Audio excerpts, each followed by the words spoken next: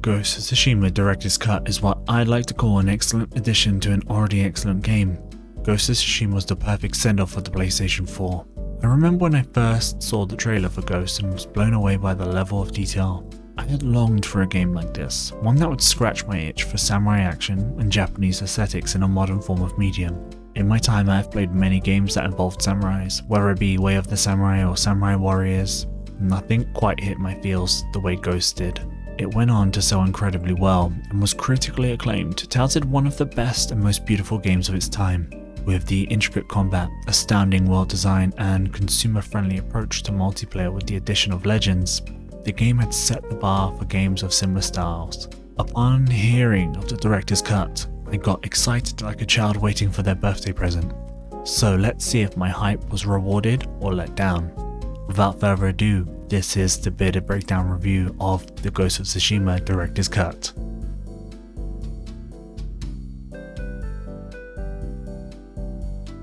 Ghost of Tsushima's Director's Cut contains huge upgrades to both resolution and performance, with the PS5 getting an absolute monster improvement in load times. And you might be thinking, why is he mentioning this in the graphics section? Well, hear me out.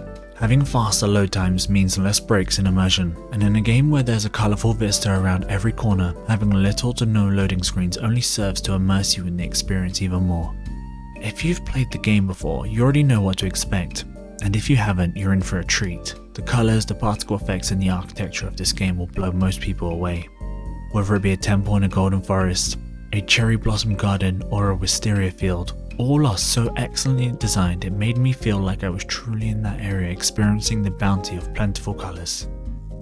When I played the original, I would always ride everywhere. I never fast travelled, and that's how I think the game should be played in my opinion. Now, I know that not everyone has time for that, but seamlessly flowing from one area to another is what makes this game phenomenal. It's worth mentioning that the PS5 does get the bulk of the graphics upgrades with 4K resolution and different modes to optimize FPS and resolution. The PlayStation 4 and the PlayStation 4 Pro will get various performance tweaks and bug fixes mostly. I personally can't wait for most people to transition to the next gen so that devs can utilize SSDs and better engines. It was such a pleasant surprise to see near instant load times similar to what I'd see when I'm playing on my PC. It really does empower the devs to create worlds that they want you to see in their vision. Bringing the world to life in a video game format is no easy task. Sucker Punch did an awesome job with creating an artistic vision of a historical time period and then presenting it in a way which the player can appreciate. This level of attention to detail can sometimes seem like it comes like a blue moon. They're very far and few between. Very few studios have the capability or the vision to create what Sucker Punch has created with Ghost of Tsushima. And even if you don't like samurais, just being able to see what Japan was like in 1274 is a special treat and one that we should savor as gamers, because games like this don't come around every day.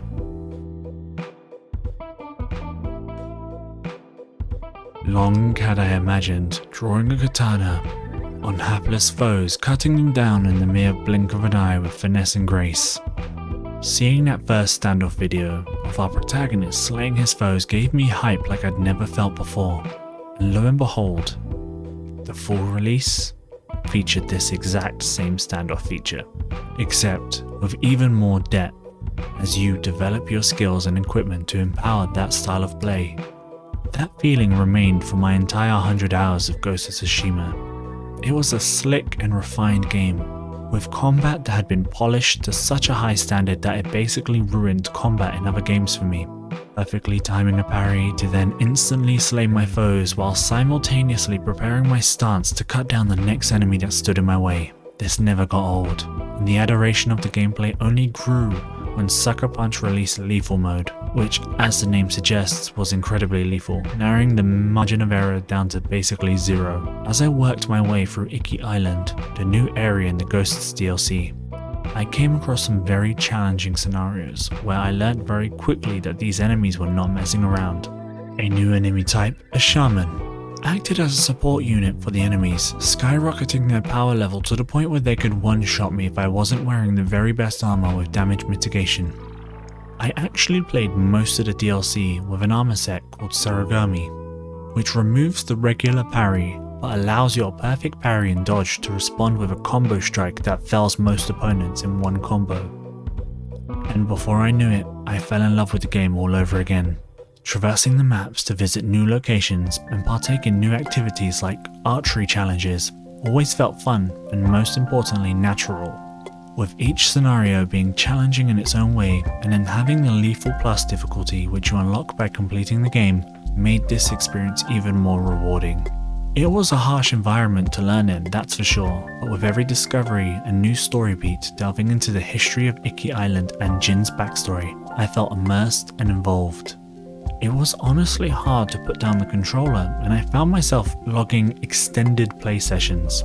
Even after finishing every activity on the new island, whether it be the new animal shrines or having my heartstrings pulled by revelations in the story, I couldn't help but feel satisfied with what I'd paid for. Without spoiling too much, you'll encounter new armor sets, cosmetics, and even some game-changing equipment for your horse. Sucker Punch has really been reaching for the stars here with this DLC, and I felt that they hit the mark, giving us more of what we loved about the base game.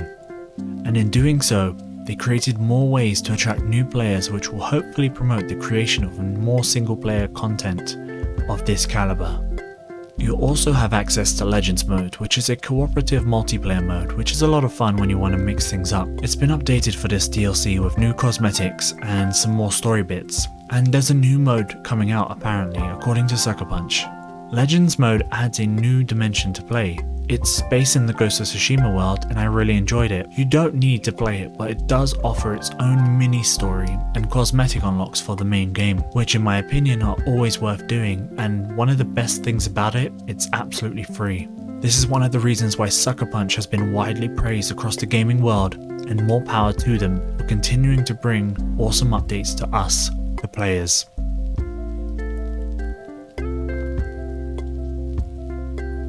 So for this section, I won't cover much of the base game story.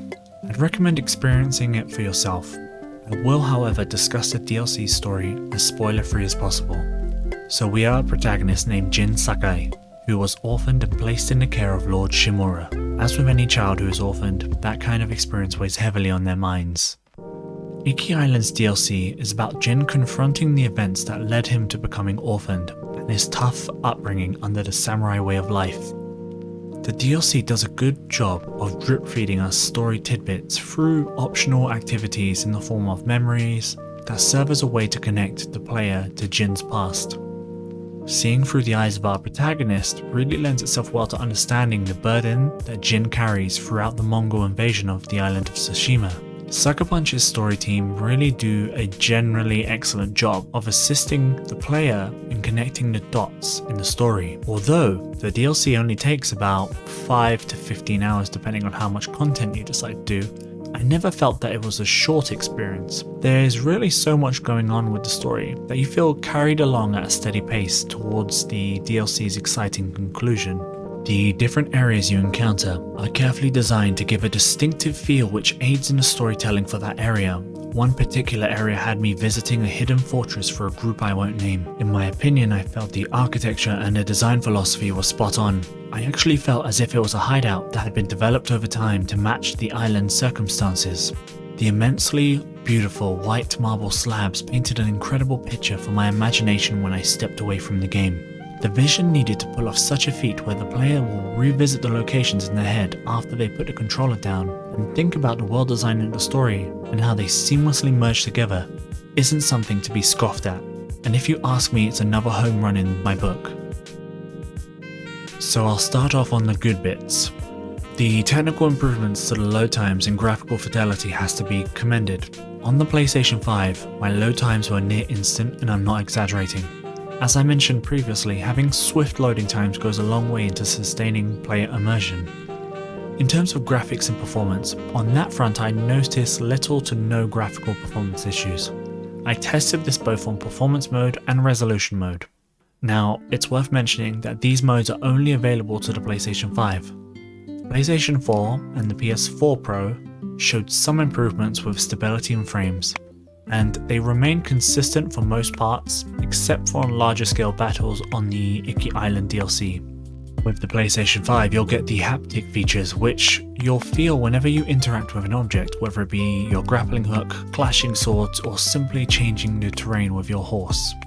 It's done very well, but it demolishes your battery life, so I ended up staying plugged into my PS5 so I can have a consistent experience with the new features. You'll also get access to Japanese lip sync, which was a mild problem in the base game. Often the Japanese voiceovers didn't match up. This created a jarring experience for those wanting an authentic experience, especially for weebs like me. Now this has been improved with the new update, and there's still some minor timing issues which are more noticeable during the emotional cutscenes. Lastly, let's talk about bugs. It seems like a plethora of bugs moved in with this update. One particular one with the hit registration grated my very soul, as the armor I was using relies on perfect timing, otherwise I perish. Not being able to counterattack to stop an enemy attack animation caused my death on numerous occasions and remained jarring until the very end. There are a couple of other bugs, like falling through the floor when finishing a duel, or the new lock-on system failing to guide me correctly, often making me miss my running attacks.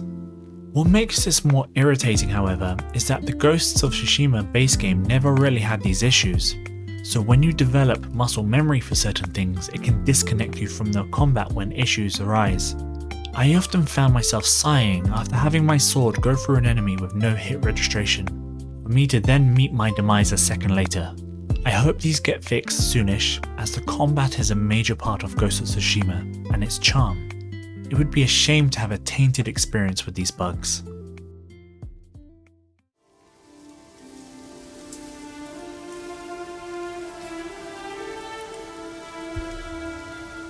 Never met someone like Tenzo before. He spent his life hating samurai.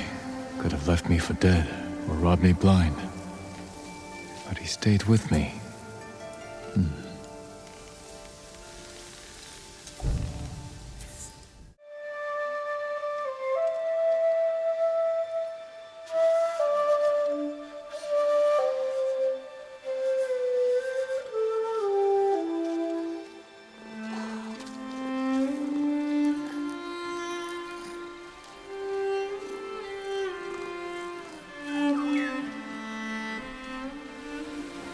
I would pepper her with questions.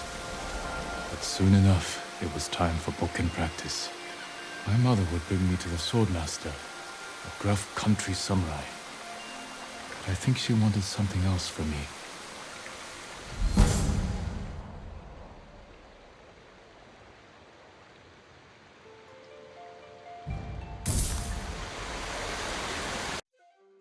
Ghost of Tsushima is known for its excellent thematic music. The soundtrack is about a powerful emotional journey where every step taken by our hero is a step further into obscurity, while carrying the burdens of the Japanese people on his shoulders. The biwa instrument is one that samurais used to play, and only a few people can actually play the instrument, and one of them worked on Ghost. That's how in sync, no pun intended, the game's soundtrack is. Fighting Mongols on the beach is vastly different from walking on the beach while the sun sets. And the game's soundtrack does a phenomenal job of highlighting those contrasts even in the quieter moments. The subtle shifts in the music and the sound, wind blowing in the background at appropriate strength, add to the experience as a whole. Shigeru, the composer for the soundtrack, said that he views musicians as the crucial avatars of himself, and that they materialize the music that he envisioned and wanted to tell. He gave massive props to all the musicians who helped him create this soundtrack, stating, "Without this collaboration, I would merely be a street musician who nobody listens to." One thing for sure is that the Ghost soundtrack is one of the best soundtracks I have ever heard for a game of this style. There's an incredible amount of detail here, with the finer nuances and the subtle shifts of tones and thematic elements flowing seamlessly between scenes and story beats. And with the new expansion adding even more glorious music, you'll find yourself encapsulated by roaring sounds of clashing steel or the delicately played Japanese instruments throughout the journey on Iki Island.